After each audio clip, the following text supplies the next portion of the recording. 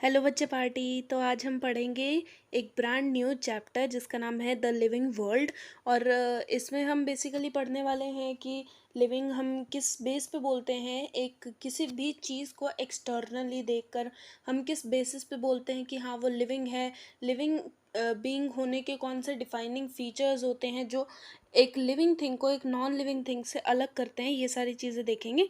और इसमें सबसे पहले पेज पे जो आता है वो आता है अर्नस्ट मेयर जी का एक इंट्रोडक्टरी पार्ट आता है, मतलब उनके बारे में कुछ चीज़ें। और ये इंपॉर्टेंट लाइंस भी हैं इसमें, बच्चे अक्सर इसे स्किप कर देते हैं, बट इसमें कुछ इंपॉर्टेंट चीज़ें भी हैं जो पढ़ने वाली हैं। ठीक है, ये यहाँ पे दिया हुआ अर्नस्ट मेयर, तो इनके बारे में हम पढ़ लेते हैं थोड़ा सा। बॉर्न बॉर्न वगैरह वाला आपको पढ़ने की ज़रूरत नहीं है। आपको पढ़ना है कि इन्हें डार्विन ऑफ 20th सेंचुरी बोला जाता था। क्या बोला जाता था? डार्विन ऑफ 20th सेंचुरी बोला जाता था। One was one of the 100 greatest scientist of all time. All time के one of the 100 greatest scientist थे, तो इसीलिए इन्हें the Darwin of 20th century. Darwin ji भी अपने टाइम के एक बहुत ही मशहूर साइंटिस्ट थे, तो इन्हें उनका खिताब दिया गया था, इतना अच्छा काम इन्होंने किया था। और भी इंपॉर्टेंट लाइनें हैं, मैंने हाईलाइट करके रखी हुई हैं, और ज़्यादा कुछ पढ़ने की ज़रूरत नहीं है, 2-3 लाइनें ही आपको इसमें से पढ़नी है, लेकिन ये 2-3 लाइनें इंपॉर्टेंट है, आई हुई हैं पेपर में। ठीक है, क्या क्या है ये देखो। He also pioneered the currently accepted definition of biological species. Biological species की जो करंट डेफिनेशन है वो किसने दी थी? अर्नस्ट मेयर जी ने दी थी। किसने दी थी? अर्नस्ट मेयर जी ने दी थी। और क्या चीज़ आपको याद रखनी है? ट्रिपल क्राउन ऑफ बायोलॉजी, ये भी बहुत इंपॉर्टेंट चीज़ है। क्या? Triple crown of biology. और इसे सीक्वेंस में आपको याद रखना है कि इन्हें ट्रिपल क्राउन ऑफ बायोलॉजी मिला था, जिसमें पहला क्या आता है? Balzan prize in 1983, international prize for biology in 1994 and Crafoord prize in 1999। दोबारा से बता रही हूँ, Balzan prize in 1983, international prize for biology 1994 और क्राफूड प्राइज़ इन 1999। और इनकी डेथ हुई थी 2004 में एट द ईयर ऑफ 100। 2004 में इनकी डेथ हुई थी एट द एज ऑफ 100। ठीक है, रियल चैप्टर यहीं से शुरू होता है आपका, मतलब इससे भी पहले एक इंट्रोडक्टिव पार्ट आता है जो होता है व्हाट इज़ लिविंग वगैरह, वो हम बाद में पढ़ेंगे क्योंकि वो जो है वो डीप में है बहुत टॉपिक, तो उसे हम बाद में पढ़ेंगे। पहले हम पढ़ लेते हैं diversity in the living world. Living world कितना डाइवर्स है, कहाँ कहाँ तक फैला हुआ है, कितने स्पीशीज़ हैं हमारी अर्थ पे, और सबसे ज़्यादा स्पीशीज़ कहाँ पे, ये सारी चीज़ें। ठीक है, तो if you look around you will see a large variety of living organisms. बहुत सारे लिविंग ऑर्गेनिजम्स हमें देखने को मिलेंगे, जहाँ कहीं भी हम देखें वहीं लिविंग ऑर्गेनिजम्स देखने को मिलेंगे, और वो भी वेराइटी में, बहुत सारी वेराइटी में। B it potted plants, insects, birds, your pets और अदर एनिमल्स एंड प्लांट्स। कुछ भी ले लो, चाहे आपके आसपास पेड़ पौधे हो गए, इंसेक्ट्स हो गए, कीड़े मकोड़े हो गए, तो हर एक चीज़ अलग अलग वेराइटी की है और बहुत सारी है। ठीक है, there are also several organisms that you cannot see with your naked eye, but they are all around you. Bacterias हो गए, ये सारे आपके आसपास हैं, लेकिन आप इन्हें नेकेड आई से नहीं देख सकते हो। If you were to increase the area that you make observation in, the range and variety of organism that you see would increase. अब इस लाइन से ये क्या बोल रहा है? इस लाइन से ये बोलना चाह रहा है कि जैसे जैसे आप अपना एरिया ऑफ ऑब्जर्वेशन बढ़ाते जाओगे, वैसे वैसे वैरायटी बढ़ती जाएगी। जो आपको स्पीशीज़ की वैरायटी मिलेगी वो क्या होती जाएगी? बढ़ती जाएगी, इंक्रीज़ होती जाएगी जैसे जैसे एरिया आप बढ़ाते जाओगे। अभी आप कोई छोटा सा एक एरिया ले रहे हो, छोटी सी कोई सिटी ले रहे हो, और उसमें अगर आप ऑर्गेनिज्म ढूंढोगे तो वैरायटी ऑब्वियसली कम मिलेगी। वहीं आप एक वास्ट जंगल में, बहुत बड़े घने जंगल में अगर जाके आप ढूंढोगे तो वहाँ आपको वैरायटी ज़्यादा मिलेगी। तो दिस इज़ एज ऑब्वियस कि आपको जितना ज़्यादा आप एरिया बढ़ाते जाओगे उतना ज़्यादा वैरायटी मिलती जाएगी। यहाँ लिखा भी है, obviously if you were to visit a dense forest you would probably see much a greater number and kind of living organisms in it. Dense forest यानी घने जंगल में अगर आप जाओगे तो आपको बहुत सारी वेराइटीज़ मिलेगी, है ना। Each different kind of plant, animal और organism that you see represent a species. Species क्या होता है? यहाँ पे लिखा है स्पीशीज क्या होता है? हर एक अलग तरह का ऑर्गेनिज्म जो आप देखते हो, अलग तरह का प्लांट, अलग तरह का इंसेक्ट या कोई भी एनिमल है, तो वो क्या है? एक स्पीशीज है। ह्यूमन एक अलग स्पीशीज है, बंदर में भी अलग अलग स्पीशीज हैं, कॉकरोच एक अलग स्पीशीज है, बटरफ्लाई एक अलग स्पीशीज है। हर एक ऑर्गेनिज्म जो अलग अलग आप देख रहे हो वो क्या है? अलग अलग स्पीशीज को बताता है। The number of species that are known, जितनी स्पीशीज पता है, मतलब बहुत सारी ऐसी स्पीशीज हैं जो नहीं पता है। हम तो अभी उन्हीं का नंबर बता रहे हैं जो हमें पता है, जिनको हमने ढूंढ लिया है एक तरह से। बहुत सारी स्पीशीज ऐसी हो सकती है जिन्हें हम ढूंढ ही नहीं पाए हैं, उस जगह तक हम पहुंच ही नहीं पाए हैं। तो हमने कितनी स्पीशीज ढूंढ ली हैं वो बता रहे हैं। The number of species that are known and describe, जिनका हमें पता है और हम ढूंढ चुके हैं, रेंज बिटवीन 1.7 टू 1.8 मिलियन। वो कितनी है? 1.7 से 1.8 मिलियन। और इस पे क्वेश्चन आया हुआ है। क्या है? इस पे क्वेश्चन आया हुआ है, इसीलिए मैंने हाईलाइट करके रखा है। तो 1.7 से 1.8 मिलियन क्या है? डिस्कवर्ड स्पीशीज हैं। दिस रेफर्स टू बायोडाइवर्सिटी, और इसे हम क्या बोलते हैं? बायोडाइवर्सिटी। बायो मतलब लिविंग, डाइवर्सिटी मीन्स अलग अलग तरह का होना, डाइवर्स होना एक तरह से। तो मतलब बायोडाइवर्सिटी मतलब लिविंग चीज़ों में भिन्न भिन्न प्रकार का होना, ठीक है। और दी नंबर, नंबर वही हो गया कितनी तरह का है। And the type of organism present on earth, और किस तरह का ऑर्गेनिज्म जो है वो अर्थ पे प्रेजेंट है। We should remember here that as we explore new areas and even the old ones, new organisms are continuously being identified. जैसे जैसे हम नए एरियाज पे रिसर्च चालू करते हैं, या फिर पुराने एरिया पे भी अगर नए नए टाइम पे, मतलब जैसे हमने 10 साल पहले पुराने एरिया पे रिसर्च किया था और उसी एरिया पे हम अगर दोबारा रिसर्च करते हैं, तब भी हमें नए ऑर्गेनिज्म वहाँ देखने को मिलते हैं, ठीक है। As we stated earlier, there are millions of plants and animals in the world. हमने पहले ही बताया बहुत सारे millions of plants and animals in the world हैं हमारे पास. We know the plants and animals in our own area by their local names. हम अपने area के प्लांट और एनिमल्स को हमारे नाम से जानते हैं, लोकल नेम्स से जानते हैं, जो कि जगह जगह चेंज होते रहते हैं। जैसे प्याज को हम प्याज भी बोलते हैं, कांदा भी बोलते हैं, और भी नामों से जाना जाता है, ठीक है। These local names would vary from place to place even within the country.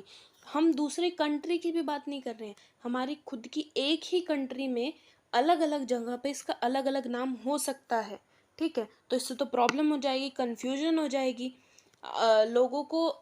अब ऐसा होना चाहिए ना कि अगर आप एक चीज़ का नाम ले रहे हो तो तुरंत वो एक ही फ़ोटो आ रही है, लेकिन ऐसा नहीं हो पाएगा क्योंकि अलग अलग जगह में एक ही चीज़ को अलग अलग नाम से जाना जाएगा। तो इधर एक नीड समझी गई कि एक चीज़ को एक ही नाम से जाना चाहिए, सिर्फ एक कंट्री के अंदर नहीं बल्कि हर कंट्री में। तो इसलिए इन्हें एक स्पेशल नाम देने का सोचा गया था, ठीक है। Probably you would recognize the confusion, इसी वजह से आपको confusion हो सकती है। That would be created if we do not find ways and means to talk to each other. हम एक दूसरे से बात करेंगे तो हम जान ही नहीं पाएंगे कि किस चीज़ की बात कर रहे हैं, क्योंकि नाम अलग अलग है, प्लेस टू प्लेस वेरी कर रहा है। तो उस एक चीज़ का एक ही नाम होना बहुत ज़रूरी है एक कंक्लूजन पे आने के लिए, आपस में कम्युनिकेट करने के लिए। To refer to organisms we are talking about, जिसके बारे में हम बात कर रहे हैं उसे रेफर करने के लिए, ठीक है। तो इसीलिए इस प्रॉब्लम को सॉल्व करने के लिए हमने क्या किया, hence there is a need to standardize the naming of living organism. Standardize मतलब एक ही नाम देना जो सब जगह एक चल रहा है, स्टैंडर्ड रख देना एक तरह से, such that a particular organism is known by the same name all over the world, कि उस ऑर्गेनिज्म का एक ही नाम हो पूरे वर्ल्ड के अंदर, कंट्री टू कंट्री भी वो वेरी नहीं करना चाहिए। और इस प्रोसेस को हम नामकरण वाले प्रोसेस को हम क्या बोलते हैं, नॉमनक्लेचर। क्या बोलते हैं? नॉमनक्लेचर। फिर obviously nomenclature or naming is only possible when the organism is described correctly and we know to what organism the name is attach to. अब इसका क्या मतलब है, आप सीधा ऑर्गेनिज्म को देखते ही उसका नाम नहीं रख दोगे, पहले आप उसे देखोगे, फिर उसे पहचानोगे कि कैसा लग रहा है, किस ऑर्गेनिज्म जैसा लग रहा है। नाम रखने के भी स्पेसिफिक स्टेप्स होते हैं जिन्हें आपको फॉलो करना होगा। यहाँ पे लिखा भी हुआ है, only possible when the organism is described correctly. पहले आप उसे डिस्क्राइब करोगे कि इसकी जैसे मान लो कोई इंसेक्ट है तो आप डिस्क्राइब करोगे कि इसकी 6 जो है टांगे हैं, 2 आँखें हैं, छोटा है, तो आपको पहले उसको डिस्क्राइब करना होगा। डिस्क्राइब करने से पहले भी आपको उसे अच्छे से देखना होगा कि ये कैसा कैसा लग रहा है थोड़ा थोड़ा, फिर आप डिस्क्राइब करोगे उसे, फिर जाके कहीं आगे आगे स्टेप्स में नाम दिया जाता है। तो नेमिंग करने का भी एक स्पेसिफिक स्टेप होता है। This is called identification. इसे क्या बोलते हैं, आइडेंटिफिकेशन। आइडेंटिफाई करना, उसे पहचानना कि वो किस जैसा दिखता है, क्या ऐसा जानवर पहले हमने देखा है, देखा है तो किस नाम दिया हुआ है। जो स्टैंडर्डाइज नेम होता है वो रिपीट नहीं होता है। आप जैसे आपने मैंगो का अगर मैंगीफेरा इंडिका रख दिया है, तो मैंगो का मैंगीफेरा इंडिका हम अनार को भी नहीं दे सकते कि अनार को भी हम मैंगीफेरा इंडिका ही दे देते हैं, हमारे पास और कोई नाम बचा नहीं है। ऐसा नहीं हो सकता है, ठीक है। In order to facilitate this study, number of scientists has established procedure to assign a scientific name to each known organism. इसमें क्या बोल रहे हैं, देखो दोबारा। In order to facilitate the study, number of scientists has established procedure to assign a scientific name to each known organism. Scientist ने अपने अलग अलग प्रोसीजर्स रखे हैं, उन्हें नाम दिया है, जिसके थ्रू वो नाम दे सके। एक तरह से प्लांट्स को नाम देना है तो बॉटनिकल साइंटिस्ट नाम देंगे, और एनिमल्स को नाम देना है जूलॉजी वाले साइंटिस्ट नाम दिए देंगे। तो उनकी अलग अलग ब्रांचेस कर दिए हैं, उन्हें सेपरेट आउट कर दिया है ताकि जो ऑर्गेनिज्म नोन है उन्हें अच्छे से नाम दे सकें। This is acceptable to biologist all over the world. पूरे वर्ल्ड में ये लागू होता है और पूरे वर्ल्ड में ये फॉलो किया जाता है। For plant, scientific name are based on agreed principles and criteria which are provided in the International Code for Botanical Nomenclature। इसमें क्या है, प्लांट्स के लिए कौन नाम देता है, वो प्रोवाइड करता है international code for botanical nomenclature, that is ICBN। Again important है, आया हुआ क्वेश्चन है, एब्रीवेशंस आ जाती हैं, ठीक है। अब हमने प्लांट्स के लिए तो बता दिया, वैसे ही एनिमल्स के लिए क्या होता है, तो एनिमल्स के लिए होता है जो नाम देता है टेक्सोनॉमिस्ट। क्या होते हैं वो हम बाद में देखेंगे। बेसिकली जो सीक्वेंस में स्टडी करते हैं उसे बोलते हैं टेक्सोनॉमिस्ट, ठीक है। बाकी डिटेल में हम देखेंगे बाद में, ठीक है। तो एनिमल को नाम हम कैसे देते हैं, international code of zoological nomenclature. International code of zoological nomenclature का काम होता है एनिमल्स को साइंटिफिक नेम प्रोवाइड करना। अब यहाँ पे आपको देखना है एनिमल्स के बारे में यहाँ पे ऑफ है एब्रीवेशन में, और प्लांट्स के बारे में यहाँ पे फॉर है। तो कभी कभी, वैसे आज तक ऐसा कुछ क्वेश्चन में चेंज नहीं किया है, बट हो सकता है आपको फंसा दे कि ऑफ की जगह यहाँ फॉर लिख दे, तो ऑब्वियसली गलत हो जाएगा ना, ठीक है। मोस्ट अप्रोप्रिएट आपको चूज करना होता है ऑप्शन में, बायो में मतलब ऑप्शंस में से, ठीक है। The scientific name ensure that each organism has only one name. Scientific name क्या इंश्योर करता है कि हर एक ऑर्गेनिज्म का एक ही नाम हो, पूरे वर्ल्ड में, पूरे वर्ल्ड में एक ही नाम से वो बुलाया जाए। Description of any organism should enable the people in any part of the world to arrive at the same name। अगर हम किसी ऑर्गेनिज्म के बारे में बता रहे हैं तो आपके दिमाग में एक ही ऑर्गेनिज्म की पिक्चर बननी चाहिए, ये नहीं है कि अलग अलग बन रही हैं due to the confusion of names. तो उस कन्फ्यूजन को मिटाने के लिए ही हमने उनके साइंटिफिक नेम रख दिए हैं, ठीक है। They also ensure that such name has not been used for other known organism. ये जो नाम हम रख रहे हैं एक पर्टिकुलर ऑर्गेनिज्म का, ये पहले से किसी और ऑर्गेनिज्म का रखा हुआ नहीं होना चाहिए। ये भी आपके रूल्स में आता है, नेमिंग के रूल्स में आता है, ठीक है। तो बच्चों अभी के लिए इतना ही है। अभी हमने डाइवर्सिटी पढ़ी है, इसके बाद हम टेक्सोनॉमी और लिविंग को कैसे डिफाइन करते हैं ये सारी चीज़ें पढ़ेंगे। और साथ के साथ में एनसीईआरटी लेके चलेंगे, साथ के साथ में अगर कुछ इंपॉर्टेंट होगा तो वो मैं आपको बताती चलूँगी। आज के लिए इतना ही बच्चा। थैंक यू बच्चों। Bye bye.